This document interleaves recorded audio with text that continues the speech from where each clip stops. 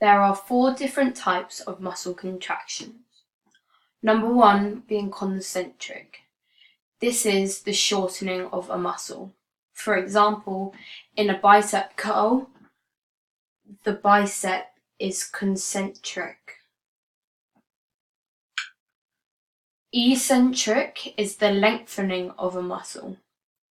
For example, when you're going down in a squat, the quadriceps are lengthening.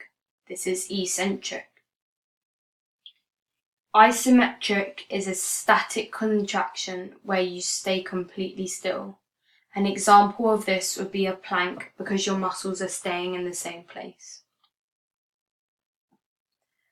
Isokinetic is where it shortens at a constant speed. For example, breaststroke in swimming, where the water provides the muscles to be at a constant speed of shortening.